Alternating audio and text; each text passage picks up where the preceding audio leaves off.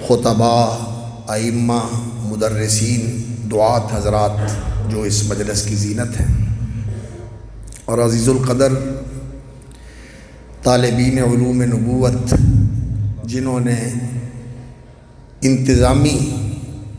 تعلم کا ایک بڑا مبارک مرحلہ مکمل کیا ہے، اور اس بابرکت ادارے سے وہ اپنا تعلیمی دورانیہ اور تربیتی ایک مرحلہ مکمل کر کے میدان عمل میں اترنے والے ہیں۔ اس مجلس میں شریک یہ ہمارے فضلائے کرام جو اپنا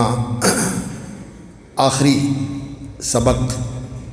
انہوں نے سنایا اور اس کے متعلق اس فقیر کی کچھ گزارشات سننے کے لیے موجود ہیں، اور بہت ہی لائق تکریم اور قابل احترام میرے احباب، میرے بزرگوں، بھائیوں اور عزیزوں جو اس مجلس میں تشریف فرما ہیں۔ حقیقت یہ ہے کہ یہ مجلس جس میں قرآن مجید کی تلاوت کی جائے اور جس میں رسول اکرم صلی اللہ علیہ وسلم کی احادیث بیان کی جائیں، یہ بہت ہی بابرکت اور باعظمت مجلس ہوتی ہے کہ جب قرآن پڑھا جاتا ہے اور قرآن سننے کے لیے آپ ہمہ تن گوش ہو کر سنتے ہیں، تو یہ اللہ کا کلام آپ سنتے ہیں محبت کے ساتھ، تعظیم کے ساتھ، اور ہمارے محترم قاری صاحب المقری محمد نعمان جعفر صاحب سلمہ اللہ وبارک فیہ وزادہ توفیقا، ان جیسی خوبصورت آواز میں قرآن سننا، اس کا اپنا ایک لطف بھی ہے، لذت بھی ہے، اور ایک اعزاز بھی ہے کہ جو قرآن سننے کے لیے بیٹھے ہوتے ہیں، اللہ کے فرشتے ان کو اپنے گھیرے میں لے لیتے ہیں، اور وہ ان کو اپنے گھیرے میں لے کر دوسرے فرشتوں کو بھی بلا لیتے ہیں جو اس طرح کی ذکر کی مجلسوں کی تلاش میں ہوتے ہیں۔ وہ کہتے ہیں کہ آؤ تمہارا مطلوب یہاں موجود ہے، اور وہ بھی آ جاتے ہیں۔ تو حدیث میں آتا ہے کہ اتنے فرشتے اس مجلس کو گھیر لیتے ہیں کہ ایک پرے کے اوپر دوسرا پرا، دوسرے کے اوپر تیسرا، اور یہ ان کے پرے آسمان تک پہنچ جاتے ہیں۔ فرشتوں نے گھیرا ہوتا ہے، اور اسی پر بس نہیں، رسول اکرم صلی اللہ علیہ وسلم نے فرمایا کہ اللہ رب العزت ان بیٹھنے والوں کا نام لے کر اپنے درباری فرشتوں میں ذکر کرتے ہیں اور فخر کرتے ہیں۔ کتنے خوش نصیب ہیں آپ لوگ کہ اللہ رب العزت آپ کا نام لے کر اپنے فرشتوں میں فخر فرما رہے ہیں۔ اور حقیقت یہ ہے کہ اگر انسان کو اس عزت کا صحیح شعور ہو کہ اللہ کسی بندے کا نام لے، تو انسان اس خوشی کو ضبط نہیں کر سکتا، کتنا اونچا مقام ہے۔ اور پھر حدیث کی مجلس، بیٹے نے جو سند پڑھی ہے، اور اس میں جو امام بخاری رحمۃ اللہ علیہ کے شاگرد ہیں محترم محمد ابن یوسف الفربری، جن تک ہماری سند پہنچتی ہے، وہ امام بخاری رحمۃ اللہ علیہ کے بارے میں بتاتے ہیں کہ ایک دن امام رحمۃ اللہ علیہ نے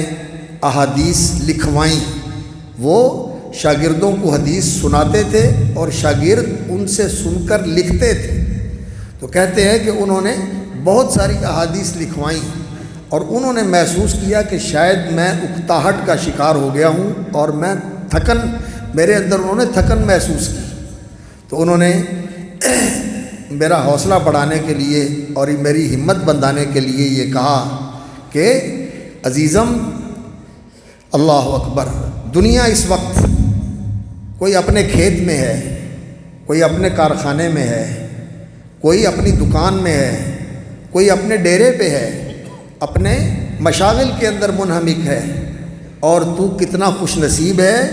کہ تو حدیث کی مجلس میں ہے، تو اللہ کے رسول صلی اللہ علیہ وسلم اور آپ کے صحابہ کی مجلس میں ہے۔ یہ کتنے بڑے اعزاز کی بات ہے۔ اس لیے ایسی مجلس میں جب انسان آئے تو بڑا باادب ہو کے آئے اور طالب بن کے آئے، مشتاق بن کے آئے، شوق اور محبت کے ساتھ آئے اور کچھ لینے کے لیے آئے کہ یا اللہ کوئی ایسی بات میرے پلے پڑ جائے اور میرے دل میں اتر جائے جس سے میری زندگی سنور جائے، میری زندگی بن جائے اور میں تیرے بندوں میں شامل ہو جاؤں اور رسول اکرم صلی اللہ علیہ وسلم کے سچے امتیوں میں شامل ہو جاؤں۔ قابل احترام حضرات گرامی، اس موقع پر مجھے معلوم ہے کہ علماء و مشائخ بھی مجلس کے اندر ہیں اور ہمارے معاشرے کے معززین پڑھے لکھے حضرات بھی موجود ہیں اس مجلس کے اندر، اور دین سے محبت رکھنے والے ہمارے بہت سارے احباب دیہاتی علاقوں سے بھی تشریف لائے ہوئے ہیں۔ اس لیے میں کچھ اس طرح کی گفتگو آپ کے سامنے کرنا چاہتا ہوں جس میں ان تمام طبقات کا لحاظ رکھا جائے۔ سب سے پہلے تو میں آپ کے سامنے اس کتاب کے بارے میں عرض کرنا چاہتا ہوں کہ اس کو اللہ رب العزت نے کیا عظمت دی ہے، اور کتاب کے بارے میں جاننے کے لیے پہلے اس کے مصنف کے بارے میں جاننا ضروری ہوتا ہے، اور مصنف کا جو امتیاز ہے وہ یہ ہے کہ وہ اس دین کے علم کے امام ہیں، امیر المومنین فی الحدیث، سلطان المحدثین اور سید الفقہاء، یہ ان کا مقام ہے۔ تو اللہ رب العزت نے اس دین کے علم کی وجہ سے ان کو یہ مقام اور مرتبہ عطا فرمایا کہ آج مسلمانوں کے اندر جو دیندار طبقہ ہے ان میں سے کوئی شاید ایسا ہوگا جس نے امام بخاری کا نام نہ سنا ہو اور وہ محبت کے ساتھ ان کا نام لیتا نہ ہو اور ان کے لیے رحمت کی اور رفع درجات کی دعا نہ کرتا۔ یہ دین کا تعلق، یہ دین کی خدمت کا تعلق، یہ اتنا بڑا اعزاز ہے جس کو اللہ رب العزت نصیب فرما دے، اللہ تعالیٰ اس کے درجے بلند کر دیتا ہے۔ نرفع درجات من نشاء وفوق کل ذی علم علیم۔ تو یہ دین اسلام جس کو اللہ رب العزت نے ہمارے لیے مقرر فرمایا کہ اس دین کے مطابق تم نے زندگی گزارنی ہے، اور اس کو ہمارے لیے پسند فرمایا کہ یہ تمہارا دستور حیات ہے، یہ تمہاری راہ عمل ہے، اس کے مطابق تم نے زندگی گزارنی ہے۔ رضیت لکم الاسلام دینہ۔ یہ دین دو چیزوں کے اندر اللہ رب العزت نے ہمارے سامنے ہمارے لیے اتارا ہے اور یہ ہم تک پہنچا ہے، ایک قرآن مجید کی صورت میں اور دوسرا نبی صلی اللہ علیہ وسلم کی سنت مطہرہ اور آپ صلی اللہ علیہ وسلم کی احادیث مبارکہ اور آپ صلی اللہ علیہ وسلم کی سیرت طیبہ کی صورت میں یہ دین ہم تک پہنچا ہے۔ اور یہ دین جو اس امت تک پہنچا، اللہ رب العزت نے اس دین کے یہ جو دو سرچشمے ہیں، قرآن اور حدیث، کتاب اور حکمت، قرآن اور سنت، اللہ رب العزت نے ان کو محفوظ فرما دیا ہے۔ اللہ نے ان کو محفوظ فرما دیا ہے۔ یہ سرچشمے آج تک فیض ان کا جاری ہے اور یہ لوگوں تک صحیح دین منتقل کر رہے ہیں۔ حدیث بھی اسی طرح موجود ہے جس طرح رسول اکرم صلی اللہ علیہ وسلم نے عمل کیا تھا، جس طرح فرمان آپ صلی اللہ علیہ وسلم کی زبان اقدس سے صادر ہوا تھا اور جس طرح نبی صلی اللہ علیہ وسلم نے اپنی زندگی گزاری تھی، یہ ساری چیزیں آج مسلمانوں کے پاس پوری طرح محفوظ ہیں۔ اور قرآن مجید بھی اسی طرح محفوظ ہے جس طرح اللہ رب العزت نے آسمان سے اتارا تھا۔ محترم قاری صاحب نے جس طرح تلاوت کی، یہ آپ نے اللہ رب العزت کا کلام سنا ہے۔ آواز محترم قاری نعمان جعفر صاحب کی آواز ہے، لیکن کلام اللہ رب العزت کا ہے، اور یہ اسی طرح لکھا ہوا موجود ہے جس طرح یہ لوح محفوظ میں لکھا ہوا ہے۔ بل هو قرآن مجید فی لوح محفوظ، یہ لوح محفوظ میں لکھا ہوا ہے، اور جس طرح لوح محفوظ میں لکھا ہوا ہے اسی طرح یہ محمد الرسول اللہ صلی اللہ علیہ وسلم کے قلب اطہر پر لکھا ہوا تھا، اور اسی طرح رسول اکرم صلی اللہ علیہ وسلم کی زبان اقدس سے صحابہ تک پہنچا تھا، اور صحابہ نے اپنے سینوں میں اتار کے اس کو آگے منتقل کیا تھا، اور آج تک یہ ہمارے پاس اسی طرح موجود ہے جس طرح اللہ رب العزت نے اسے نازل فرمایا تھا۔ یہ اللہ تعالیٰ کا بہت بڑا انعام ہے اس امت کے اوپر۔ اور رسول اکرم صلی اللہ علیہ وسلم کی جو احادیث ہیں یہ بھی اس امت نے اسی طرح محفوظ کی۔ رسول اکرم صلی اللہ علیہ وسلم آج سے کتنے سال پہلے تھے؟ آج 1443 ہے، 1443 ہے۔ آپ صلی اللہ علیہ وسلم اتنے سال پہلے تھے اس دنیا کے اندر، لیکن صحابہ کرام نے جو رسول اکرم صلی اللہ علیہ وسلم سے سنا، جیسے آپ کو دیکھا، جیسے آپ صلی اللہ علیہ وسلم نے کوئی کام کیا، اس کو انہوں نے محفوظ کر کے امت تک پہنچا دیا، اور اللہ رب العزت اس امت کے علماء کو جو رسول اکرم صلی اللہ علیہ وسلم کے وارث ہیں ان کو جزائے خیر عطا فرمائے کہ انہوں نے اسے ضائع نہیں ہونے دیا، اسے مٹنے نہیں دیا، اسے فراموش نہیں ہونے دیا، ان چیزوں کو محفوظ کر کے عمل کے اندر اور علم کے اندر امت کی طرف منتقل کر دیا۔ اور آج جیسے مولانا عبد المنان صاحب آپ کو بتا رہے تھے کہ یہ جو علماء کی ایک جماعت، یہ فئت مومنہ، یہ ایمانداروں کی ایک جماعت جو تیار ہو کر میدان عمل میں آ رہی ہے، یہ اس دین کے محافظ ہیں، یہ اس دین کے محافظ ہیں، اس دین کی حفاظت کرنے والے ہیں، اور اللہ رب العزت نے اس دین کی حفاظت اپنے انہی بندوں کے ساتھ کی ہے۔ انا نحن نزلنا الذکر و انا لہ لحافظون، اللہ رب العزت نے فرمایا ہم نے قرآن اتارا ہے اور ہم اس کی حفاظت کرنے والے ہیں۔ تو اللہ رب العزت نے اس حفاظت کے لیے ان بندوں کو منتخب فرمایا جنہوں نے قرآن حفظ کیے اور پھر ساری زندگیاں قرآن کی خدمت میں لگا دی، اور جنہوں نے احادیث کو حفظ کیا اور ساری زندگی اس حدیث کی خدمت کے اندر لگا دی، اور ایسے ایسے حافظ قرآن مجید کے کہ اللہ اکبر ایک زبر زیر کا فرق نہیں آنے دیتے، اور ایسے ایسے احادیث کے حافظ کہ دنیا حیران ہوتی ہے کہ کس طرح اللہ رب العزت نے ان کا سینہ کھول دیا، جو ایک دفعہ سن لیا پھر دوبارہ وہ کبھی بھولے نہیں۔ یہ رسول اکرم صلی اللہ علیہ وسلم کی امت کے علماء کا امتیاز ہے، یہ امت کے علماء کا امتیاز ہے۔ یہ حضرات صحابہ میں سے بھی تھے جنہوں نے نبی صلی اللہ علیہ وسلم سے حدیثیں سنی۔ آج بھی جو حدیث ہمارے زیر درس ہے حضرت ابو ہریرہ رضی اللہ تعالیٰ عنہ کی روایت ہے، اور وہ کہتے ہیں کہ ایک دن رسول اکرم صلی اللہ علیہ وسلم نے مجھے فرمایا کہ ابو ہریرہ آؤ اور چادر بچھاؤ، اور نبی صلی اللہ علیہ وسلم کے حکم کے مطابق میں نے چادر بچھائی، اور نبی صلی اللہ علیہ وسلم نے کچھ اس میں پڑھ کے آپ صلی اللہ علیہ وسلم نے دعا فرمائی اور فرمایا یہ چادر اٹھا کے سینے سے لگا لو۔ کہتے ہیں میں نے وہ چادر اٹھا کے سینے سے لگائی تو پھر جو میں نے سنا پھر وہ مجھے بھولا نہیں، فوٹو میموری، یعنی ایسا حافظہ کہ یہ جو آپ ریکارڈ کرتے ہیں یہ تو ڈیلیٹ ہو جاتا ہے، یہ تو ختم ہو جاتا ہے، ختم ہو کے اس کا فیتہ خراب ہو جاتا ہے، لیکن حضرت ابو ہریرہ رضی اللہ تعالیٰ عنہ نے جو یاد کیا پھر بھولے نہیں، اور اسی طرح دیگر صحابہ تھے۔ حضرت ابو ہریرہ رضی اللہ تعالیٰ عنہ کی بات آ گئی تو میں آپ کو سناؤں۔ مدینہ کے گورنر تھے مروان، انہوں نے حضرت ابو ہریرہ رضی اللہ تعالیٰ عنہ کو ایک دفعہ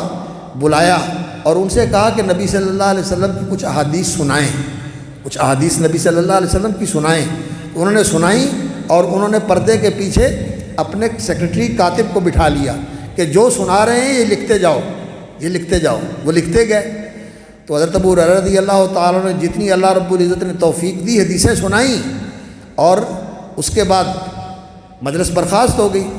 تو سال سوا سال کے بعد پھر اس نے حضرت ابو ہریرہ رضی اللہ تعالیٰ عنہ کو بلایا اور کہنے لگا حضرت آپ تشریف لائے تھے، ایک دفعہ میں نے عرض کیا تھا اور آپ نے کچھ حدیثیں سنائی تھی، اگر نوازش فرمائیں تو وہ حدیثیں ہمیں دوبارہ سنا دیں، ذرا اندازہ کیجئے۔ تو حضرت ابو ہریرہ رضی اللہ تعالیٰ عنہ نے جو حدیثیں سنائی تھیں اسی ترتیب کے ساتھ دوبارہ سنا دی۔ یہ اللہ رب العزت نے ان علماء کو امتیاز دیا تھا، محدثین کو، حفاظ حدیث میں جو رئیس الحفاظ ہیں حدیث رسول کے وہ حضرت ابو ہریرہ رضی اللہ تعالیٰ عنہ، دیگر صحابہ بھی اسی طرح کے تھے، اور اس طرح کے لکھنے، اس طرح کے یاد کرنے والے تھے۔ کئی محدثین ایسے ہیں جو کہتے ہیں کہ میں لکھنے کی زحمت گوارا نہیں کرتا، جو سنتا ہوں لکھنے کی ضرورت ہی نہیں ہے، جو میں سنتا ہوں فوراً میرے ذہن میں محفوظ ہو جاتا ہے۔ امام بخاری رحمۃ اللہ علیہ کا جن کی یہ کتاب عزیزوں نے ختم کی ہے، اور آپ اس کا آخری سبق جو ہے وہ سننے کے لیے موجود ہیں۔ امام بخاری رحمۃ اللہ علیہ کی زندگی کا واقعہ ہے کہ وہ اپنے اساتذہ کے پاس، ان کے ساتھی کہتے ہیں کہ ہمارے ساتھ امام بخاری رحمۃ اللہ علیہ پڑھنے کے لیے آئے، اور وہ سنتے استاد سے، لکھتے کچھ نہیں تھے۔ 1 دن 2 دن 5 دن 10 دن 15-20 دن کے بعد ہم نے کہا جوان تم یہاں آئے ہو پڑھنے کے لیے، آ کے بیٹھ جاتے ہو اور ایسے ہی اٹھ کے چلے جاتے ہو، کیوں وقت ضائع کرتے ہو؟ انہوں نے کہا کیسے وقت کیسے ضائع کرتا ہوں، میں جو کچھ سنتا ہوں مجھے یاد ہے۔ انہوں نے کہا لکھتے تو تم ہے کچھ نہیں۔ کہنے لگے جو تم نے لکھا ہے سناؤ، جو تم نے لکھا ہے سناؤ۔ جو انہوں نے لکھا تھا انہوں نے سنایا اور پیش کیا۔ کہنے لگے تجھ سے یہ لفظ رہ گیا، تجھ سے یہ لفظ رہ گیا، اور مجھے سارا یاد ہے جو استاد نے سنایا۔ یہ خصوصیت اللہ رب العزت نے ان لوگوں کو عطا فرمائی، اور ان لوگوں کی وجہ سے یہ دین محفوظ ہے۔ اللہ رب العزت کی عطا، اللہ کا فضل، اللہ رب العزت کی عنایت اور اس کی تائید، اللہ رب العزت نے ان لوگوں سے اس دین کو محفوظ کیا، اور اس دین کو آج امت مسلمہ تک اللہ رب العزت نے اسی سلسلے کے اور اسی طریقے کے ساتھ پہنچایا ہے۔ اور جس طرح ہمارا نسب ہوتا ہے کہ ہم آدم کی اولاد ہیں، اور ایک خاندان ہوتا ہے، ننیال کے اور ددیال کے اثرات جو ہیں وہ اگلی نسلوں میں منتقل ہوتے ہیں۔ ننیال کے اثرات اور ددیال کے اثرات اگلی نسلوں میں منتقل ہوتے ہیں۔ اسی طرح یہ علم بھی ایک ایسی چیز ہے، یہ ورثہ ہے، یہ اثاثہ ہے اور یہ سرمایہ ہے۔ یہ بھی اللہ رب العزت نے نبیوں کو عطا فرمایا، اور نبیوں کا یہ ورثہ امت کے علماء نے لیا، اور علماء سے آگے ان کے شاگردوں نے لیا، صحابہ نے لیا، صحابہ سے تابعین نے لیا، اور تابعین سے اتباع التابعین نے، اور تبع الاتباع نے، اور محدثین نے، اور فقہاء نے، اور اسی طرح امت کے علماء کے اندر یہ سلسلہ چلتا رہا۔ اور یہ بیٹے نے جو سند پڑھی، اس نے رسول اللہ صلی اللہ علیہ وسلم تک اپنی پوری سند آپ کو سنائی ہے کہ مجھے فلاں نے پڑھایا۔ جن استادوں کا نام لیا وہ میرے بھی استاد ہیں، حافظ بنیامین صاحب رحمۃ اللہ علیہ۔ حافظ بنیامین صاحب رحمۃ اللہ علیہ میرے بھی استاد تھے۔ میں نے ان سے حدیث تو نہیں پڑھی، میں نے ان سے اور کتابیں پڑھی ہیں، لیکن حافظ گودلوی رحمۃ اللہ علیہ ان کے بھی استاد تھے، اور میرے وہ دادا استاد ہیں، وہ میرے دادا استاد ہیں۔ میرے استاد تھے مولانا ثناء اللہ ہوشیار پوری اور حافظ عبداللہ بڈی مالوی رحمۃ اللہ علیہ۔ ان سے میں نے صحیح مسلم پڑھی اور صحیح بخاری پڑھی، اور انہوں نے حافظ گودلوی رحمۃ اللہ علیہ سے پڑھی، اور انہوں نے امام عبد الجبار غزنوی رحمۃ اللہ علیہ سے اور حافظ عبد المنان وزیر آبادی رحمۃ اللہ علیہ سے پڑھی، اور انہوں نے شیخ الکل میاں نذیر حسین صاحب رحمۃ اللہ علیہ سے پڑھی۔ اور میری سند جو ہے وہ ایک واسطے کے ساتھ میں نے حضرت مولانا عبدالغفار حسن رحمۃ اللہ علیہ سے سند لی، انہوں نے مجھے اجازت دی، اور انہوں نے حافظ احمد اللہ دہلوی رحمۃ اللہ علیہ سے پڑھا، اور حافظ احمد اللہ دہلوی رحمۃ اللہ علیہ نے شیخ الکل سید نذیر حسین دہلوی رحمۃ اللہ علیہ سے پڑھا۔ تو میں 2 واسطوں کے ساتھ مولانا عبدالغفار حسن اور حضرت حافظ احمد اللہ دہلوی، ان 2 واسطوں کے ساتھ شیخ الکل حضرت سید نذیر حسین رحمۃ اللہ علیہ تک میری سند پہنچتی ہے۔ تو یہ سند جو ہے یہ ان کے ساتھ جوڑ دیتی ہے، اور یہ جو اتصال ہے یہ ایسے ہی ہے جیسے گرڈ اسٹیشن کے ساتھ اس بطنی کا واسطہ جڑا ہوا ہے۔ جہاں بجلی پیدا ہو رہی ہے اور وہاں سے پیدا ہو کر جہاں تقسیم ہوتی ہے گرڈ اسٹیشن میں آتی ہے، اور وہاں سے منتقل ہو کر یہاں یہ روشنی دے رہی ہے، اور اگر درمیان میں واسطہ کٹ جائے تو پھر یہاں روشنی نہیں رہے گی۔ اور یہ روشنی جو ہمیں مل رہی ہے یہ روشنی ہے جو ہمارے ظاہر کو روشن کرتی ہے، اور یہ روشنی جو علم کی روشنی ہے اس کو اللہ رب العزت نے نور کہا ہے، وَأَنزَلْنَا إِلَيْكُمْ نُورًا مُبِينًا قَدْ جَاءَكُم مِّنَ اللَّهِ نُورٌ وَكِتَابٌ مُبِينٌ۔ اور اسی نور کی وجہ سے محمد الرسول اللہ صلی اللہ علیہ وسلم نور ہدایت تھے، آپ صلی اللہ علیہ وسلم نور ہدایت تھے۔ اللہ رب العزت نے آپ کے بارے میں قرآن مجید میں یہ فرمایا اِنَّا أَرْسَلْنَاكَ شَاهِدًا وَمُبَشِّرًا وَنَذِيرًا وَدَاعِيًا إِلَى اللَّهِ بِإِذْنِهِ وَسِرَاجًا مُنِيرًا۔ آپ روشن سورج ہیں، ہدایت کا روشن سورج ہیں۔ یہ روشنی نبی صلی اللہ علیہ وسلم سے پہنچتی ہوئی آج آپ تک پہنچ رہی ہے، اور یہ اس ظلمت کدے کے اندر، دنیا کی اس اندھیر نگری کے اندر یہ لوگ ہیں جو یہ دین کی روشنی پھیلا رہے ہیں۔ دین کی روشنی سچی بات ہے، اگر روشنی ہوتی ہے تو اسی دین کے ساتھ روشنی ہوتی ہے۔ اللہ کی معرفت، اللہ کی محبت، اللہ کی بندگی، یہ ہے جو اس معاشرے کو منور کرتی ہے، وگرنہ یہ دنیا اور یہ معاشرہ اندھیر نگری ہے۔ اللہ نور السماوات والارض، آسمان و زمین کا نور کون ہے؟ اسے منور کرنے والا کون ہے؟ اللہ۔ اور اللہ تعالیٰ نے محمد الرسول اللہ صلی اللہ علیہ وسلم کو نور ہدایت اور سراج منیر بنایا، اور نبی صلی اللہ علیہ وسلم نے کیا فرمایا؟ فرمایا کہ یہ جو اس روشنی سے مستفید ہو کر عبادت کرنے والے ہیں، اللہ کی بندگی کرنے والے ہیں، یہ ستاروں کی طرح ہیں، اور ان ستاروں کے اندر یہ جو علماء بیٹھے ہوئے ہیں یہ فرمایا 14ویں کے چاند کی طرح ہے۔ یہ روشنی کا سلسلہ ہے، یہ روشنی کا سلسلہ ہے۔ اس پر اللہ رب العزت کا شکر ادا کیجئے کہ اللہ رب العزت نے آپ کو یہ نعمت عطا فرمائی ہوئی ہے۔ اللہ نے اس بات پر بھی اللہ رب العزت نے شکر کی تعلیم دی، وَاذْكُرُوا نِعْمَتَ اللَّهِ عَلَيْكُمْ وَمَا أَنزَلَ عَلَيْكُمْ مِنَ الْكِتَابِ وَالْحِكْمَةِ، اللہ کی نعمت کو یاد کرو اور اس نعمت کو یاد کر کے اللہ کا شکر کرو۔ وَاذْكُرُوا نِعْمَتَ اللَّهِ عَلَيْكُمْ وَمَا أَنزَلَ عَلَيْكُمْ مِنَ الْكِتَابِ وَالْحِكْمَةِ، کہ اللہ رب العزت نے تمہارے اوپر کتاب و حکمت نازل فرمائی۔ محمد رسول اللہ صلی اللہ علیہ وسلم کو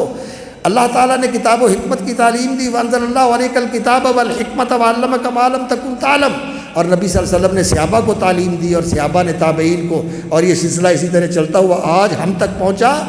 تو یہ اللہ کی نعمت ہے، اور یہ علماء بھی اللہ تعالیٰ کا احسان ہے کہ یہ علماء امت کے اندر موجود ہیں۔ ان علماء کے ساتھ یہ دین زندہ اور قائم ہے۔ یقین جانیے، جہاں علماء اٹھ گئے وہاں علم اٹھ گیا، وہاں علم اٹھ گیا، اور جہاں علم اٹھ گیا وہاں عمل اٹھ گیا۔ عمل بھی نہیں رہتا، علم کے بغیر عمل بھی نہیں ہوتا۔ یہ علم اور عمل جو رسول اکرم صلی اللہ علیہ وسلم دونوں چیزیں لے کر آئے ہیں، وَالَّذِي أَرْسَلَ رَسُولَهُ بِالْهُدَىٰ وَدِينِ الْحَقِّ لِيُظْهِرَهُ عَلَى الدِّينِ كُلِّهِ، رسول اکرم صلی اللہ علیہ وسلم الہدا یہ علم ہے، ودین الحق یہ عمل ہے۔ الہدا ہدایت، ودین الحق اور سچی فرما برداری۔ سچی فرما برداری کیا ہے؟ جو حکم آیا مان لیا، جو سنا اس کو اپنا لیا۔ اللہ کا حکم، اللہ کے رسول صلی اللہ علیہ وسلم کا حکم، اس لیے کہ رسول اکرم صلی اللہ علیہ وسلم دین کے معاملے میں اپنی طرف سے کچھ نہیں کہتے، جو کہتے ہیں اللہ کی طرف سے کہتے ہیں، جو کرتے ہیں وحی کی روشنی میں کرتے ہیں۔ ان اتبع الا ما یوحی الی، میں صرف وحی کی پیروی کرتا ہوں، اور دین کے بارے میں جو کہتے ہیں ما ینطق عن الہوی ان هو الا وحی یوحی، اپنی چاہت اور اپنی مرضی سے نہیں کہتے، اللہ کی وحی سے کہتے ہیں۔ رسول اکرم صلی اللہ علیہ وسلم اللہ کی وحی سے دین کی بات کرتے ہیں، اور یہ جو دین ہے اللہ رب العزت نے اتارا یہ آج موجود ہے ہمارے اندر۔ یہ اللہ تعالیٰ کا بہت بڑا احسان ہے، اور یہ علماء کے ساتھ موجود ہے، یہ علم بھی اور یہ عمل بھی۔ رسول اکرم صلی اللہ علیہ وسلم نے فرمایا، اللہ نے قرآن کی حفاظت کا ذمہ لیا اور قرآن کے بیان، وَأَنزَلْنَا إِلَيْكَ ذِكْرًا لِتُبَيِّنَ لِلنَّاسِ مَا نُزِّلَ إِلَيْهِمْ، جو قرآن آپ کی طرف نازل کیا گیا ہے لوگوں کے لیے آپ اس کو بیان کر دیں، عملاً بھی اور قولاً بھی۔ نبی صلی اللہ علیہ وسلم نے قرآن پڑھایا، سکھایا، سمجھایا، عمل کر کے دکھایا لوگوں کے لیے۔ تو یہ قرآن بھی محفوظ ہے، قرآن کا بیان بھی محفوظ ہے، اور نبی صلی اللہ علیہ وسلم کو اللہ رب العزت نے فرمایا وَمَا أَنزَلْنَا عَلَيْكَ الْكِتَابَ إِلَّا لِتُبَيِّنَ لَهُمُ الَّذِي اخْتَلَفُوا فِيهِ وَهُدًى وَرَحْمَةً لِقَوْمٍ يُؤْمِنُونَ، ہم نے یہ کتاب آپ پر اتاری ہے اسی لیے کہ آپ اس کو کھول کر بیان کر دیں۔ قرآن نبی صلی اللہ علیہ وسلم کی تبیین، آپ صلی اللہ علیہ وسلم کی عملی زندگی کو بغیر قرآن سمجھا نہیں جا سکتا، سمجھا نہیں جا سکتا۔ نبی صلی اللہ علیہ وسلم کا بیان سامنے رکھنا ضروری ہے، اور آپ کی زندگی قرآن کا پورا عمل تھا۔ آپ صلی اللہ علیہ وسلم کی زندگی صحابہ کہتے تھے، بلکہ اللہ اکبر، قرآن مجید میں اللہ رب العزت نے فرمایا وَأَنزَلَ اللَّهُ إِلَيْكُمْ ذِكْرًا رَسُولًا، اللہ رب العزت نے آپ کی طرف ذکر اتارا ہے، یعنی رسول اتارا ہے، یعنی قرآن اور حدیث، قرآن اور رسول میں فرق کوئی نہیں، کیونکہ نبی صلی اللہ علیہ وسلم کی زندگی ساری قرآن تھی۔ تو یہ قرآن کا علم بھی محفوظ ہے اور دین پر عمل بھی محفوظ ہے، اور وہ عمل بھی اس امت کے علماء کے ذریعے محفوظ ہے۔ یہ ہیں اس دین کے اوپر عمل کرنے والے، اس لیے ان علماء سے جڑے رہنا چاہیے اور ان علماء کی قدر کرنی چاہیے، اور ان علماء دین کے اندر جو محدثین ہیں، جو ائمہ فقہا ہیں، جو فقہائے محدثین ہیں، اور جو ائمۃ الخیر ہیں، خیر کے امام ہیں، یہ رسول اکرم صلی اللہ علیہ وسلم کا راستہ دکھانے والے اور امت کے عوام کو ان کے ساتھ جوڑنے والے ہیں اور ان کی طرف لوگوں کی رہنمائی کرنے والے ہیں۔ اس لیے یہ امت کے لیے بہت بڑا قابل قدر اثاثہ ہیں، ان کی قدر کرو۔ آج ان کے خلاف بڑی سازشیں ہو رہی ہیں کہ ان مدرسوں کو کمزور کر دیا جائے، انہیں بدل کر اسکول کالج بنا دیا جائے۔ ہمارے اسکول کالج اور ہماری یونیورسٹیاں، اللہ اکبر، یہ جہاں بڑی بڑی فیسیں ہم دیتے ہیں اور بڑے بڑے خرچے کر کے اپنے بچوں کو وہاں پڑھاتے ہیں، یہ بچے وہاں پڑھ کے کیا کرتے ہیں؟ بڑی بات ہے کہ کسی کو امریکہ میں یا کینیڈا میں جاب مل جائے اور وہاں کی شہریت مل جائے اور وہاں جا کے وہ نوکری کرے اور ڈالر کمائے اور اس کے بعد کچھ بھی نہیں، پیسے کمانے کے لیے نوکر پیدا کرنا، یہ ان یونیورسٹیوں کا اور ان اسکولوں اور کالجوں کا کام ہے جہاں ہم بڑی بڑی فیسیں دیتے ہیں۔ اور یہ مدرسے اور یہاں پڑھنے والے یہ آپ کو وہ علم پڑھاتے ہیں جس علم کے ساتھ انسان کے اندر صحیح انسانیت آتی ہے۔ یہ علم اگر انسان کے اندر نہ ہو تو یقین جانیے یہ انسان اولئک کالانعام بل ھم اضل، وہ جانوروں سے بھی نیچے ہے، جانوروں کے جیسا ہے بلکہ جانوروں سے بھی نیچے ہے۔ یہ علم انسان کو انسان بناتا ہے، یہ علم انسان کو بلندیوں تک لے کے جاتا ہے، اور اس علم کے بغیر انسان رددناہ اسفل سافلین کا شکار ہو جاتا ہے۔ تو اس علم کی قدر کرنی چاہیے۔ تو بات میں کر رہا تھا کہ یہ دین کا علم جس کے بہت بڑے امام بخاری رحمۃ اللہ علیہ ہیں، اور امام بخاری رحمۃ اللہ علیہ اللہ اکبر بڑے خوش نصیب ہیں کہ ماں بھی بڑی نیکوکار تھی اور والد بھی بڑے پرہیزگار تھے، اور ان کی پرہیزگاری کا اندازہ کریں آپ۔ جب آخری وقت آیا ان کا تو اپنے ساتھی شاگرد بھی تھا اور خادم بھی تھا، اس کو بلا کے کہنے لگے کہ یہ جو مال میں چھوڑ کے جا رہا ہوں اس میں حرام تو کجا رہا، شبہ والا بھی 1 درہم نہیں ہے۔ کتنی بڑی بات ہے۔ اور امام بخاری رحمۃ اللہ علیہ ان کے فرزند ارجمند تھے ابو عبداللہ محمد بن اسماعیل، ان کا نام اسماعیل تھا۔ وہ امام مالک سے انہوں نے حدیث پڑھی، عبداللہ بن مبارک سے انہوں نے مصافحہ کیا، حماد بن زید سے انہوں نے علم پڑھا، اور اور پھر وہ فوت ہو گئے۔ اور امام بخاری رحمۃ اللہ علیہ یتیمی میں پلے بڑے، لیکن یہ ماں کی پرورش تھی اور اس کی آغوش تھی اور اس کی عنایت تھی کہ انہوں نے امام بخاری رحمۃ اللہ علیہ کی پرورش کی، اور امام بخاری رحمۃ اللہ علیہ کی ماں کی دعاؤں سے اس مقام تک پہنچے کہ قرآن حفظ کیا، اور قرآن حفظ کرنے کے بعد اللہ رب العزت نے حفظ حدیث کا شوق ان کو عطا فرما دیا، اور پھر وہ ایسے حافظ الحدیث بنے۔ وہ کہتے ہیں کہ میں الحمدللہ 1 لاکھ صحیح حدیثیں مجھے یاد ہیں اور 2 لاکھ غیر صحیح بھی مجھے یاد ہیں۔ لاکھ صحیح حدیثیں مجھے یاد ہیں اور 2 لاکھ صحیح حدیثیں جو غیر صحیح ہیں وہ بھی مجھے یاد ہیں۔ یہ ایسے لوگ تھے کہ صحیح کو بھی یاد کرتے تھے اور غلط کو بھی یاد کرتے تھے، جیسے مولانا بتا رہے تھے آپ کو کہ یہ جاننے کے لیے کہ نبی صلی اللہ علیہ وسلم کی طرف کس چیز کو غلط منسوب کر دیا گیا ہے، آپ کے جناب علی کی طرف اس چیز کو ایسے ہی پھیلا دیا گیا ہے کہ یہ نبی صلی اللہ علیہ وسلم نے کہا ہے، یہ جاننے کے لیے بھی علماء نے ان چیزوں کو محفوظ کر دیا، ان کی بھی نشاندہی کر دی، اور نبی صلی اللہ علیہ وسلم کی حدیث کی بھی نشاندہی کر دی۔ اور امام بخاری رحمۃ اللہ علیہ نے جو 6 لاکھ احادیث جمع کی تھی، اس کے اندر آپ ذرا اس سے متوحش نہ ہوں کہ 6 لاکھ کہاں سے آ گئی۔ حدیثوں کی تعداد تو اگر تلاش کی جائے تو جو احادیث نبی صلی اللہ علیہ وسلم سے منقول ہے، بڑی سے بڑی تعداد ان کی 50,000 تک پہنچتی ہے۔ کنز العمال اور اسی طرح دیگر جو کتابیں ہیں، الجامع الکبیر امام سیوطی رحمۃ اللہ علیہ کی، ان کو دیکھا جائے تو اس سے زیادہ تعداد نہیں ہے۔ تو یہ 6 لاکھ حدیث کہاں سے آ گئی؟ اصل میں یہ اصطلاح ہے محدثین کی کہ ایک سند،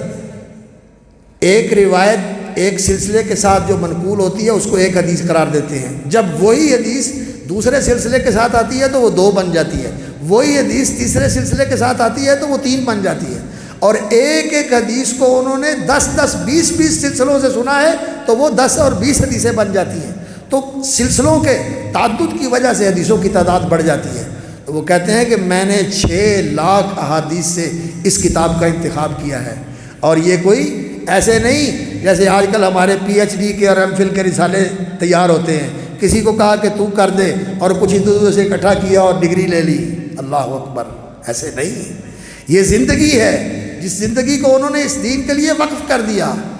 اس کے لیے وقف کر دیا۔ 16 سال صرف کیے اس کتاب کے لکھنے کے اوپر، 16 سال صرف کیے، 16 سال صرف کیے۔ 6 لاکھ حدیثوں کا ذخیرہ ان کے پاس تھا، اس میں سے اسے انتخاب کیا۔ اور وہ کہتے ہیں کہ میرا طریقہ یہ ہے کہ میں نے ہر کتاب کو 3 دفعہ لکھا۔ ہمارے تو لکھنے کا یہ طریقہ ہوتا ہے نا کہ پہلے مواد جمع کیا، علمی لوازمہ جمع کیا، اور اس کے بعد اس کو ترتیب دیا، اور ترتیب دینے کے بعد اس کو پیش کر دیا۔ لیکن امام بخاری رحمۃ اللہ علیہ کے بارے میں جو محققین ہیں انہوں نے لکھا کہ وہ اس کو پیش کرتے تھے اپنے اساتذہ کے سامنے، اور اساتذہ اگر اس پر کسی چیز پر نقد کرتے اور اس کی اصلاح کے لیے توجہ دلاتے تو اس کی اصلاح کر کے پھر پیش کرتے 3 بار۔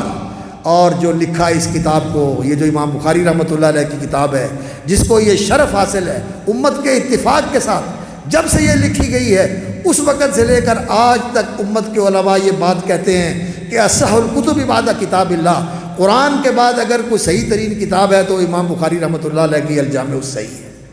اور جب تک کوئی عالم اسے پڑھے نا اسے مستند عالم نہیں سمجھا جاتا۔ لوگ اس کی حدیث پر عمل کریں یا نہ کریں لیکن اسے پڑھتے ضرور ہیں، اسے پڑھتے ضرور ہیں، کیونکہ امام بخاری رحمۃ اللہ علیہ نے اسے میزان بنا دیا ہے، اسے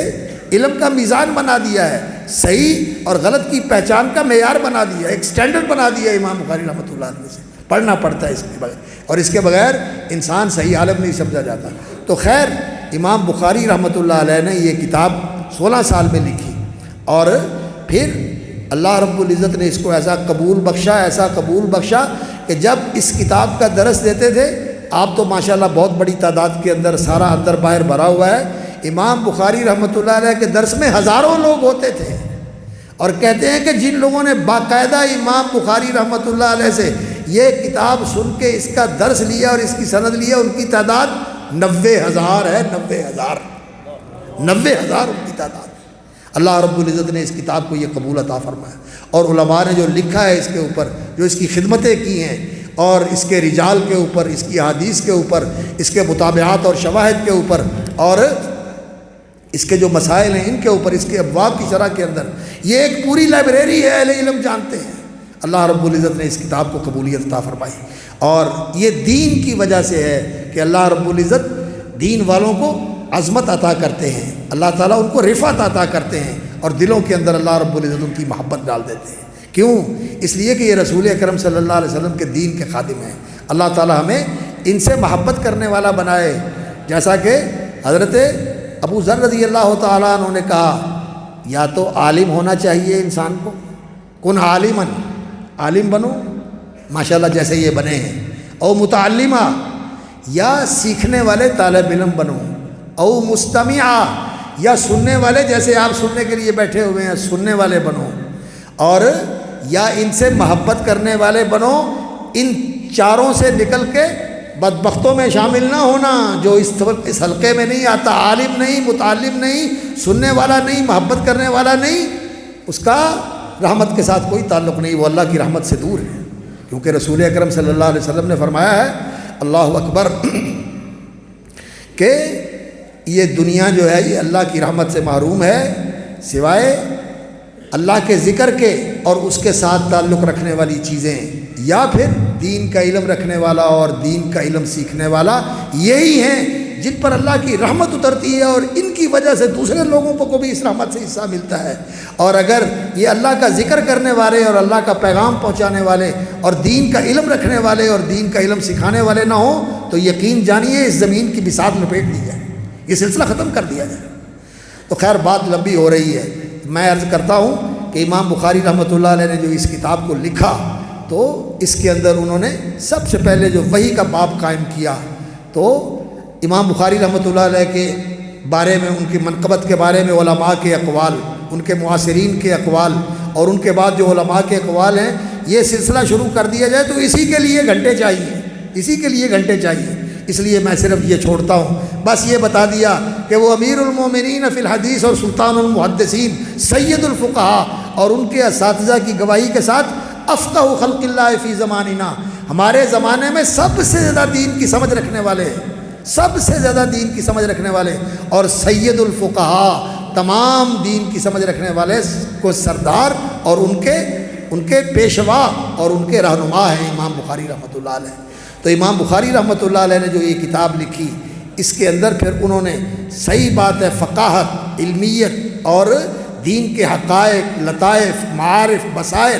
ان کے جو نکات اور جو ان کے رموز اور اسرار جمع کر دیے ہیں، آج تک اہل علم اس پہ سر دھنتے ہیں، اور امام بخاری رحمۃ اللہ علیہ کو دعائیں دیتے ہیں کہ اللہ رب العزت نے ان کو کیا حافظہ دیا تھا، اور کیا بصیرت اور کیا فقاہت اللہ رب العزت نے ان کو عطا فرمائی تھی۔ اس کی ابتدا کی ہے اور انہوں نے بدل الوحی سے، اس لیے کہ اس دین کی بنیاد کس چیز کے اوپر ہے؟ میری سوچ، آپ کی سوچ، لوگوں کا رواج، لوگوں کا طرز عمل، یہ دین نہیں ہے، دین اللہ نے اتارا ہے۔ اتبعوا ما انزل الیکم من ربکم، جو اللہ کی طرف سے اتارا گیا ہے اس کی پیروی کرو، دین وہ ہے جو اللہ نے اتارا، وہ حق ہے، اور جو اللہ نے نہیں اتارا وہ باطل ہے۔ اس لیے لوگوں کے رواج، لوگوں کی رسمیں، لوگوں کی سوچ، لوگوں کے قانون، لوگوں کے ضابطے، یہ جو لوگوں نے بنائے ہوئے یہ دین نہیں بن سکتے، یہ دین نہیں بن سکتے، اور ان کے ساتھ عدل بھی نہیں ہو سکتا اور ان کے ساتھ امن بھی نہیں ہو سکتا۔ اگر عدل قائم ہو سکتا ہے تو وہ نبیوں کی لائی ہوئی تعلیم کے ساتھ ہو سکتا ہے۔ یقوم الناس بالقسط لقد ارسلنا رسلنا بالبینات وانزلنا معهم الکتاب والمیزان لیقوم الناس بالقسط، نبیوں کے لائے ہوئے نظام کے ساتھ عدل قائم ہو سکتا ہے، اسی کے ساتھ روشنی پھیل سکتی ہے اور اسی کے ساتھ لوگوں کو امن و سلامتی مل سکتی ہے۔ الذین آمنوا ولم یلبسوا ایمانهم بظلم اولئک لهم الامن وهم مہتدون۔ تو امن، سلامتی، عدل اس دین کے علم کے ساتھ قائم ہو سکتا ہے۔ تو انہوں نے وحی سے اس کو شروع کیا، بدل الوحی سے، کہ دین کی بنیاد وحی کے اوپر ہے، اور اس کے لیے انما الاعمال بالنیات والی حدیث لے کے آئے کہ اس دین کے لیے انسان کو مخلص ہونا چاہیے، یعنی اس کے اندر اخلاص ہونا چاہیے، اللہ کی رضا کے لیے یہ کام کرے، دین پڑھے، دین پہ عمل کرے، اس لیے اللہ راضی ہو جائے، اللہ کو راضی کرنے کے لیے۔ اور پھر یہ جو دین کا علم ہے اس پر ایمان اور یقین رکھنا ضروری ہے۔ بدل الوحی کے بعد کتاب الایمان لے کے آئے، اس لیے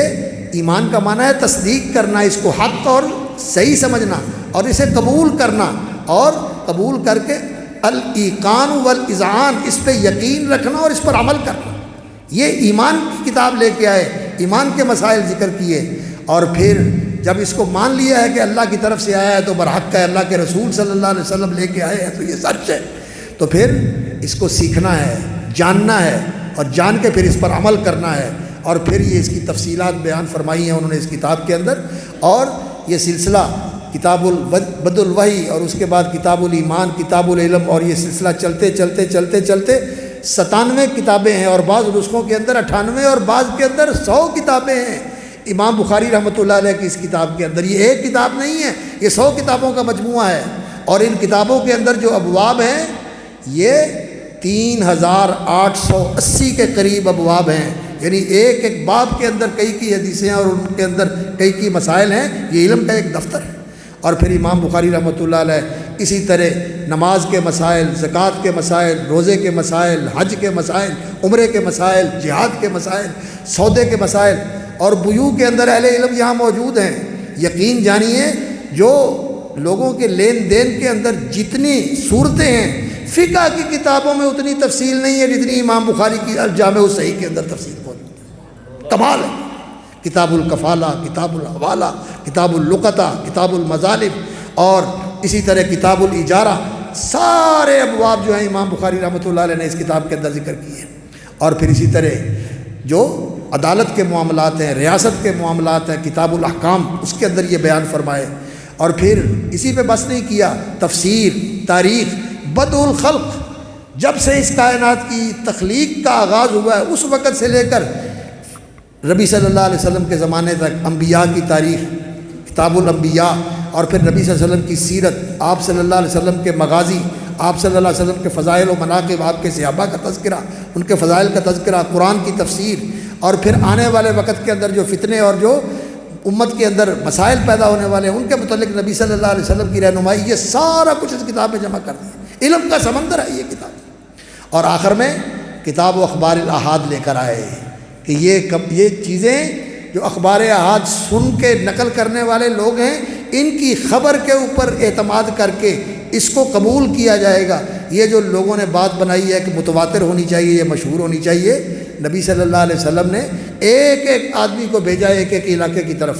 حضرت معاذ رضی اللہ تعالیٰ عنہ کو یمن کی طرف بھیجا، ابو موسیٰ اشعری کو بھیجا، 2 بندے تھے، ان کو بھیجا جاؤ اس علاقے میں جا کے اللہ کا دین پہنچاؤ۔ تو نبی صلی اللہ علیہ وسلم نے 150 نہیں بھیجے، کسی علاقے میں ایک ہی بھیجا۔ جب مدینہ منورہ میں نبی صلی اللہ علیہ وسلم نے بھیجے تھے تو حضرت عبداللہ ابن ام مکتوم رضی اللہ تعالیٰ عنہ کو بھیجا، جا کے مدینہ منورہ میں لوگوں کو دین کی تعلیم دو، اور مصعب ابن عمیر کو بھیجا، 2 بندے بھیجے نبی صلی اللہ علیہ وسلم نے۔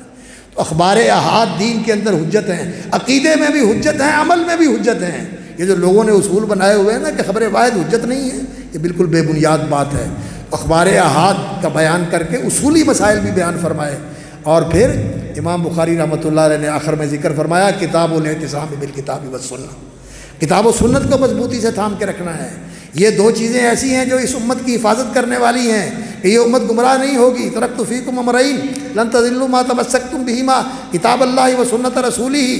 اللہ کی کتاب اور اللہ کے رسول صلی اللہ علیہ وسلم کی سنت۔ موطا کی بھی روایت ہے، مستدرک حاکم کی بھی روایت ہے۔ یہ دو چیزیں نبی صلی اللہ علیہ وسلم چھوڑ کے گئے ہیں، اور اس کے ساتھ امام بخاری رحمۃ اللہ علیہ نے اس کتاب کے اندر اس بات کا اہتمام کیا ہے کہ صرف حدیثیں نقل نہیں کی، صرف نبی صلی اللہ علیہ وسلم کے فرامین کے ساتھ قرآن کی آیتیں بھی نقل کی ہیں، بتایا ہے کہ یہ آیت سے بات نکلتی ہے جو اللہ کے رسول نے فرمائی ہے، اور اس کے ساتھ صحابہ کے فتوے، تابعین کے فتوے نقل کیے ہیں، اس لیے کہ اس امت کو دین سمجھنے کے لیے صحابہ کا فہم، ان کا دین سمجھنا اور اس پر عمل کرنا، اس کو بھی سامنے رکھنا ہے، اور صحابہ نے جو کیا تابعین نے دیکھا اس کو بھی سامنے رکھنا ہے۔ یہ قرون الخیر کا فہم اور قرون الخیر کا تعامل جو ہے اس کو بھی نظر انداز نہیں کرنا، یہ اہل علم کے لیے ضروری ہے کہ وہ اس کے اندر رہیں، اور اگر اس کو نظر انداز کر کے لوگ صرف حدیث کے متن کو سامنے رکھ کے یا قرآن کی آیت کو سامنے رکھ کے کوئی فیصلہ کریں گے تو وہ راہ راست سے بھٹک سکتے ہیں۔ امام بخاری نے اس کا اہتمام کیا اور آخر میں کتاب التوحید لے کر آئے، اس لیے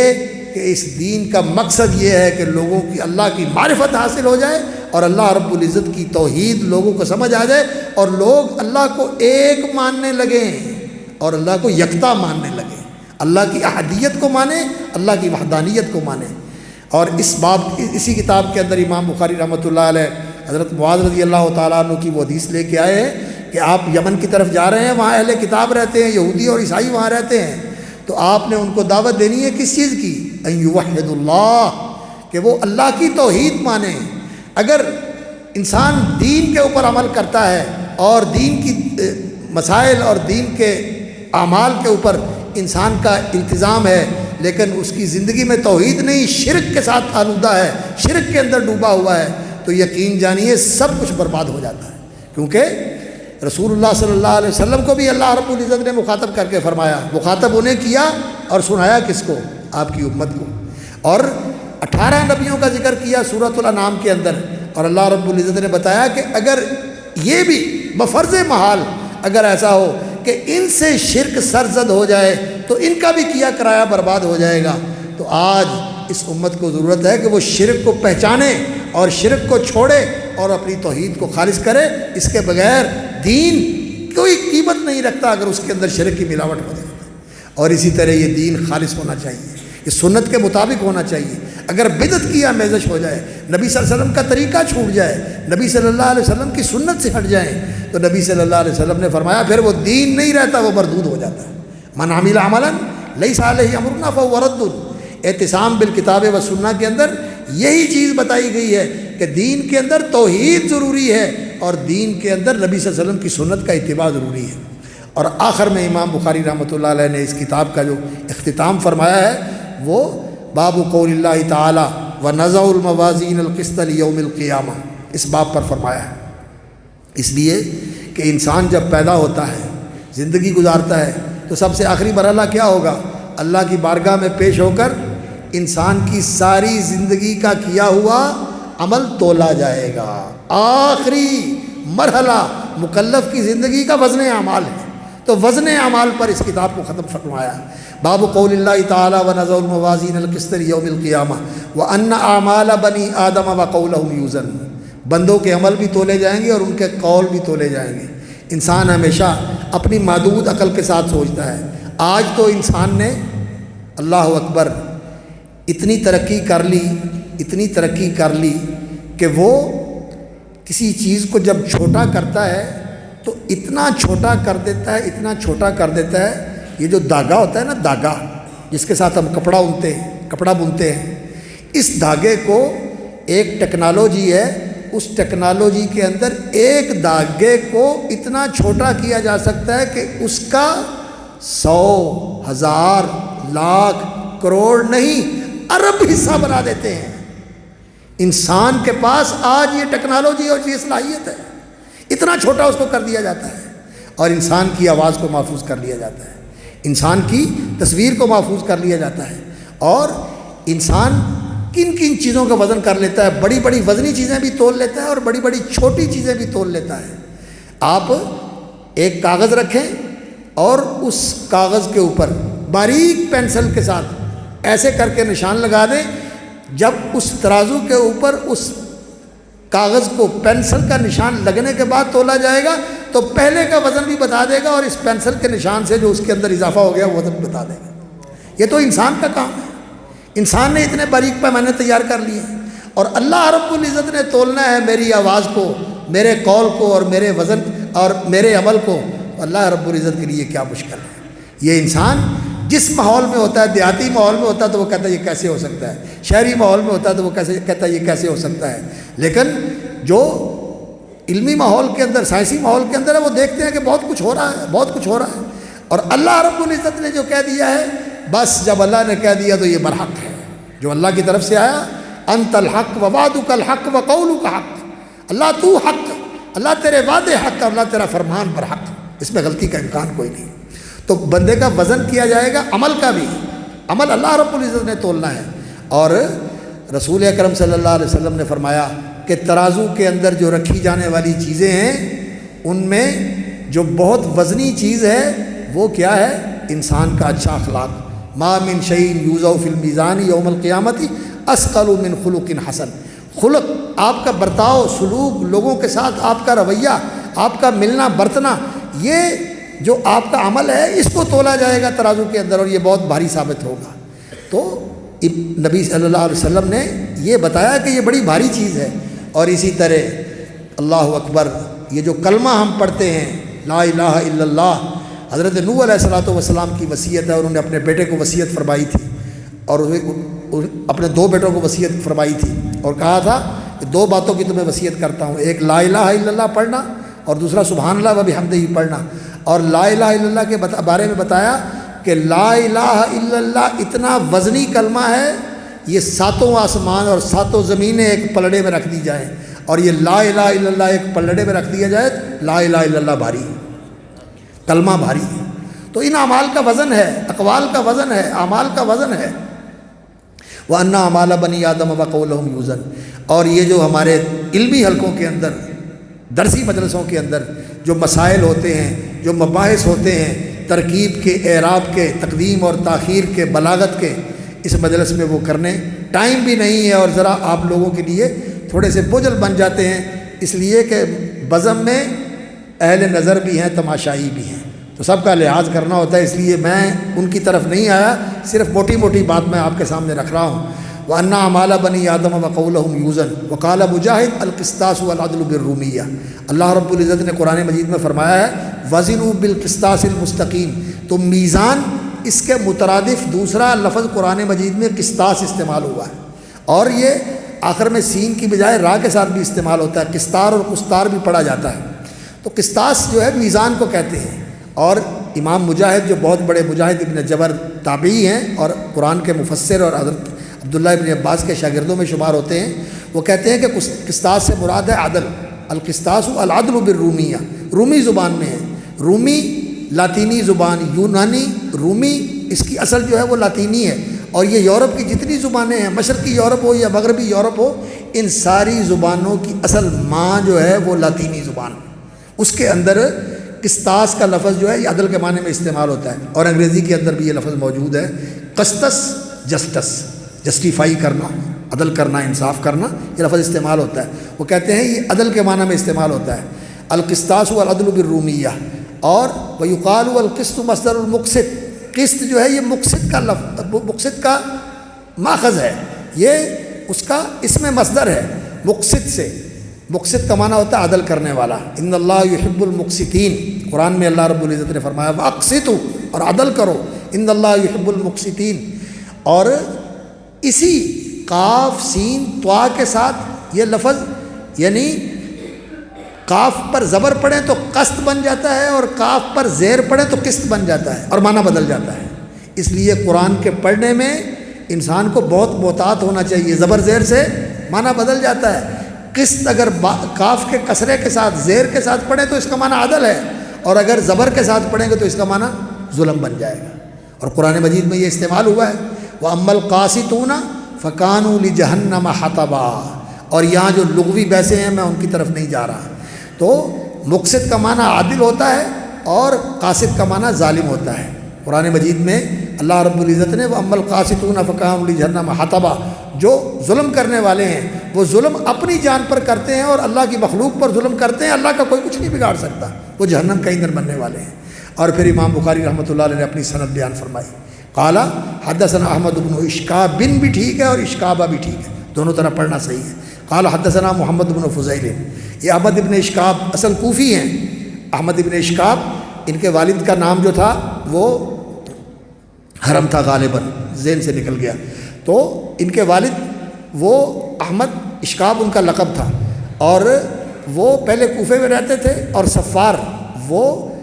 پیتل کا کام کرتے تھے، پیتل کا برتن وغیرہ بیچتے تھے، صفار ان کا لقب ہے۔ وہ بعد میں مصر میں چلے گئے اور وہیں جا کر امام بخاری رحمۃ اللہ علیہ نے ان سے حدیث لی، اور ان کے استاد جو ہیں محمد ابن فضیل ابن غزوان، یہ کوفی ہیں، یہ کوفے کے رہنے والے تھے، اور ان کے استاد جو ہیں عمارۃ بن القعقاع، یہ عمارۃ بن القعقاع ہے، اور دوسری جگہ پر عمارۃ بن القعقاع سے محمد ابن فضیل کا سماع بھی ثابت ہے، حدثنا کے ساتھ بھی وہ روایت کرتے ہیں، حدثنا عمارۃ بن القعقاع کہتے ہیں ان ابی زرعہ تھا، یہ ابو زرعہ یہ حرم، یہ حضرت جریر ابن عبداللہ البجلی رضی اللہ تعالیٰ عنہ کے پوتے ہیں، اور یہ بھی اپنی کنیت کے ساتھ مشہور ہیں، جیسے حضرت ابو ہریرہ اپنی کنیت کے ساتھ مشہور ہیں۔ ان کا نام حرم بھی بیان کیا گیا ہے، اور مجمع بھی ان کا نام بیان کیا گیا ہے، اور معمر بھی ان کا نام بیان کیا گیا ہے۔ تو خیر، یہ حضرت ابو زرعہ رضی اللہ، حضرت ابو زرعہ رحمۃ اللہ علیہ، یہ امام حضرت ابو ہریرہ رضی اللہ تعالیٰ عنہ کے خصوصی شاگرد ہیں، ان کے ملازمین میں سے تھے، اور شاگرد ایسا ہی ہونا چاہیے جو ساری زندگی انسان کے ساتھ جڑا رہے، ایسا نہیں کہ کچھ دیر پڑھا اور اس کے بعد استادوں کو بھول گئے، نہیں، استادوں کے ساتھ جڑے رہتے ہیں، ان کے ساتھ وابستہ رہتے ہیں، بعد میں بھی ان سے رہنمائی لیتے رہتے ہیں، اپنے کاموں میں بھی ان سے مشورہ کرتے ہیں۔ استادوں کے ساتھ اگر انسان جڑا رہے تو اس میں بڑی خیر اور برکت ہوتی ہے۔ تو ان کے ملازم شاگردوں میں سے یہ ابو زرعہ تھے رضی اللہ تعالیٰ عنہ، اور حضرت ابو ہریرہ رضی اللہ تعالیٰ عنہ یہ رسول اکرم صلی اللہ علیہ وسلم کے ملازم، ساتھ رہنے والے شاگرد تھے۔ نبی صلی اللہ علیہ وسلم اگر کسی مجلس میں اٹھ کے چلے گئے ہیں،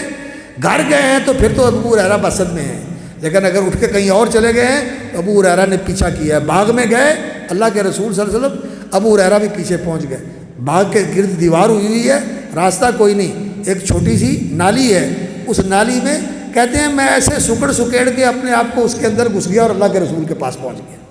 اور اللہ کے رسول صلی اللہ علیہ وسلم نے ان کو حدیث سنائی۔ یہ اس طرح شاگرد کا استاد کے ساتھ چمٹے رہنا، یہ اس علم کے لیے بڑا خیر و برکت کا باعث بنتا ہے، اس لیے استادوں کے ساتھ شاگردوں کو ملازمت کرنی چاہیے، اور اس کے ساتھ علم کے اندر نور بھی آتا ہے، اور اس کے اندر رسوخ بھی آتا ہے، اور اس کے اندر صحیح برکت پیدا ہوتی ہے۔ تو حضرت ابو ہریرہ رضی اللہ تعالیٰ عنہ روایت کرتے ہیں، وقت زیادہ ہو رہا ہے اس لیے بس میں بات بہت مختصر کر رہا ہوں۔ عن ابی زرعہ عن ابی ہریرہ رضی اللہ تعالیٰ عنہ قال قال النبی صلی اللہ علیہ وسلم، رسول اکرم صلی اللہ علیہ وسلم نے فرمایا، کلمتانی حبیبتانی الی الرحمن خفیفتانی علی اللسان ثقیلتانی فی المیزان سبحان اللہ و بحمدہ سبحان اللہ العظیم۔ دو کلمے ہیں، دو بول ہیں، کون سے؟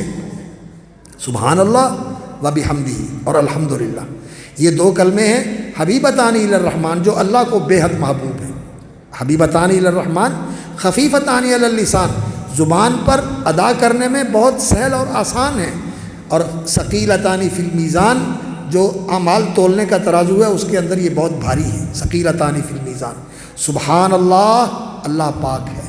وبحمدہ اپنی تعریفوں کے ساتھ، جو اس کی تعریفیں خود اس نے کی ہیں اور یہ کائنات کر رہی ہے، اور جو اس کی تعریف کرنے والے اس کی مخلوقات کر رہی ہیں، ساری مخلوق اللہ رب العزت کی تعریف کر رہی ہے، کوئی زبان حال سے اور کوئی زبان قال سے، ہر چیز اللہ کی تعریف کر رہی ہے۔ وَلَهُ الْحَمْدُ فِي السَّمَاوَاتِ وَالْأَرْضِ وَلِلَّهِ الْحَمْدُ فِي السَّمَاوَاتِ وَالْأَرْضِ، اللہ کے لیے ہے تعریف آسمانوں میں بھی اور زمین میں بھی۔ تو اللہ کی تسبیح اور تحمید جو ہے یہ اللہ رب العزت کو بہت زیادہ پسند ہے۔ اللہ کی تسبیح کیا ہے یہ سمجھ لیں، تسبیح کا معنی ہے اللہ کی تنزیہ، یعنی اللہ رب العزت کو پاک اور منزہ، بے عیب اور بے نقص ماننا، کہ اس کی ذات میں کوئی نقص اور عیب نہیں، اس کی صفات میں کوئی نقص اور عیب نہیں، کوئی اس کا شریک نہیں، کوئی اس کا مد مقابل نہیں، کوئی اس کی ٹکر کا نہیں، اور کوئی اس جیسا نہیں، نہ اپنے آپ کو اس جیسا ہے اور نہ اس نے ہی کوئی اپنے جیسا بنایا ہے۔ لوگوں نے یہ فلسفے بنائے ہوئے ہیں کہ جی ذاتی طور پر تو نہیں ہے لیکن عطائی طور پر ہے، نہیں، نہ کوئی ذاتی نہ کوئی عطائی، نہ کوئی اپنی ذات سے اس جیسا ہے اور نہ کوئی اس نے اپنے جیسا بنایا ہے۔ اللہ رب العزت نے قرآن مجید میں یہ حقیقت کھول دی، فرمایا اللہ تعالیٰ تمہیں تمہاری اپنی مثال دے کر بتاتا ہے، ضرب لکم مثلا من انفسکم هل لکم مما ملکت ایمانکم من شرکاء فیما رزقناکم، اور جو تمہارے زیر دست ہوتے ہیں، تمہارے ملازم ہوتے ہیں، تمہارے ماتحت ہوتے ہیں،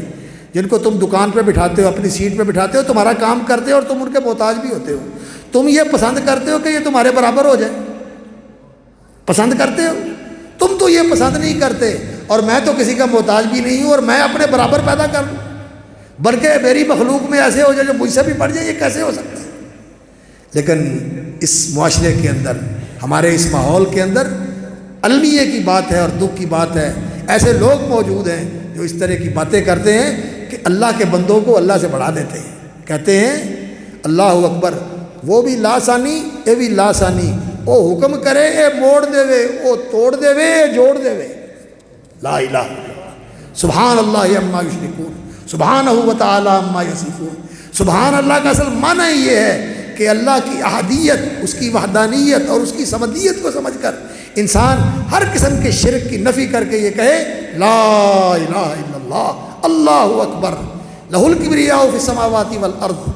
وہ سردار ہے اور سرداری اس کی انتہا کو پہنچی ہوئی ہے، باقی ساری سرداریاں اس کے سامنے آ کر ختم ہو جاتی ہیں، صرف اسی کے لیے سرداری ہے، باقی سب اس کے غلام، باقی سب اس کے بندے، باقی سب اس کے در کے سوالی، اس کے گھر کے فقیر اور اس کے سامنے جھولی پھیلا کے مانگنے والے، اس کے محتاج۔ یسألہ من فی السماوات والارض، آسمان و زمین کی ہر چیز اسی سے مانگ رہی ہے اور اسی سے مل رہا ہے، وہی داتا ہے، وہی دیتا ہے، باقی سب منگتے ہیں اور باقی سب فقیر ہیں۔ تو یہ سبحان اللہ، یہ اللہ کی تسبیح ہے، اسی شعور کے ساتھ یہ کہنی چاہیے، اور یہ ساری کائنات اللہ کی تسبیح کر رہی ہے۔ وَإِن مِّن شَيْءٍ إِلَّا يُسَبِّحُ بِحَمْدِهِ، ہر چیز اللہ کی تسبیح کر رہی ہے، اور اس کے ساتھ اللہ کی تعریف، ثناء الجمیل، اللہ کی خوبی اور اللہ کا کمال، اللہ کا جمال، اللہ رب العزت کی نعمتیں، اس کی نوازشیں، ان کا بیان کر کے اللہ کی تعریف و توصیف کرنا، اللہ اکبر، حمد و ثنا، اللہ کی تعریف کرنا، لیکن اس کے اندر محبت اور تعظیم، انسان کا دل اللہ کی محبت سے معمور ہو اور اس کے دل میں اللہ کی عظمت و جلال اور اس کی کبریائی اور اس کے جبروت کا ایسا تصور ہو کہ انسان کے دل میں کوئی شوخی نہ آئے، انسان کے دل میں کوئی ایسی بات نہ آئے کہ انسان اللہ رب العزت کی عظمت کو فراموش کر دے، نہیں، ہمیشہ اس کے جلال و جبروت کے سامنے انسان کو بہت زیادہ حساس ہونا چاہیے۔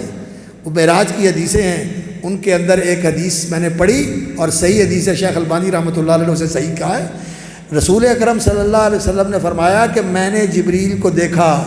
اللہ رب العزت کی بارگاہ کے جب قریب ہوئے، اللہ رب العزت کے پاس براہ راست تو نہیں جاتے، اللہ کا قرب ملتا ہے، لیکن اللہ رب العزت کی بارگاہ میں نے جبریل کو دیکھا ایسے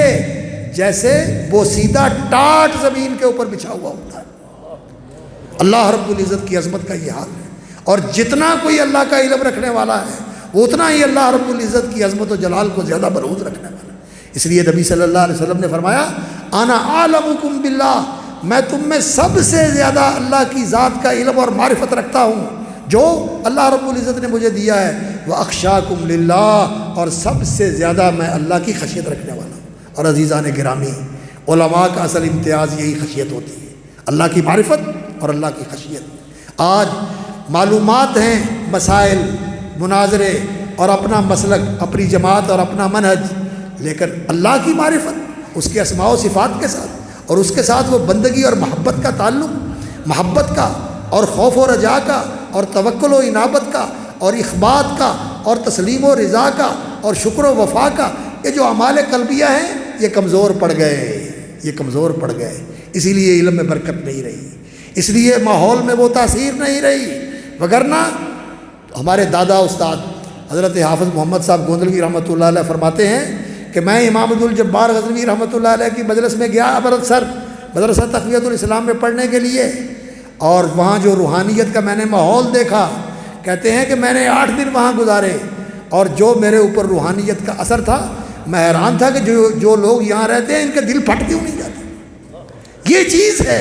جو اہل علم کا اصل اختصاص ہے، ہمیں اس پر توجہ دینی چاہیے، اور یہ اہل اللہ کے ساتھ محبت، جو زندہ ہوں ان کے ساتھ تعلق اور محبت اور ان کی صحبت میں بیٹھنا، اور جو دنیا سے چلے گئے ہیں ان کی کتابوں کے ساتھ رہنا، اور خاص طور پر قرآن مجید جو انسان کو اللہ کے ساتھ جوڑنے والا ہے، اور حدیث نبوی اور سیرت نبوی جو نبی صلی اللہ علیہ وسلم کے ساتھ انسان کو جوڑنے والی ہے، اس کا اہتمام کریں اپنی تربیت کے لیے، اپنے ایمان کے لیے، اپنے اصلاح کے لیے، پڑھانے کے لیے اور درس دینے کے لیے نہیں، اپنی اصلاح کے لیے، اپنے تزکیے کے لیے، اپنی تکمیل کے لیے، اپنی انسانیت کی تعمیر کے لیے۔ اور عزیزان گرامی، آپ نے یہ انتظامی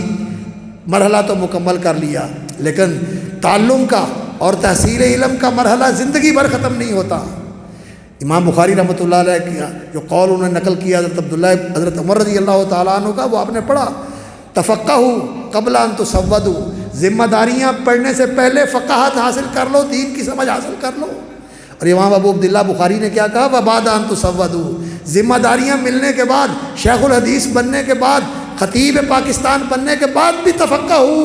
یہ تفقہ کا سلسلہ جاری رہنا چاہیے،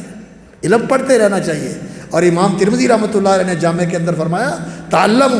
قبل ان تسودوا وبعد ان تسودوا، علم سیکھتے رہو، اور علم سیکھتے رہنے سے ہی آتا ہے۔ اور یہ اگر تحصیل علم کا سلسلہ موقوف کر دیا جائے، علم کا زوال شروع ہو جاتا ہے۔ اور دوسری بات میں یہ کہوں گا، یونیورسٹیوں میں جاؤ، کالجوں میں جاؤ، حکومتی اداروں میں جاؤ، لیکن مسجد اور مدرسے سے تعلق نہ کمزور کرنا، مسجد سے جڑے رہنا، مدرسے سے جڑے رہنا۔ یہ مدرسہ آپ کو اصحاب صفا کے ساتھ جوڑ دیتا ہے، اور یہ مسجد آپ کو رسول اکرم صلی اللہ علیہ وسلم کے ساتھ جوڑ دیتی ہے، جن کا ممبر، جن کی مسند اور جن کا مصلی اس مسجد کے اندر ہے، اس کے ساتھ جڑے رہیں۔ اور باقی اپنے مستقبل کی فکر نہ کریں، انشاءاللہ العزیز اللہ رب العزت اپنے بندوں کو ضائع نہیں کرتا۔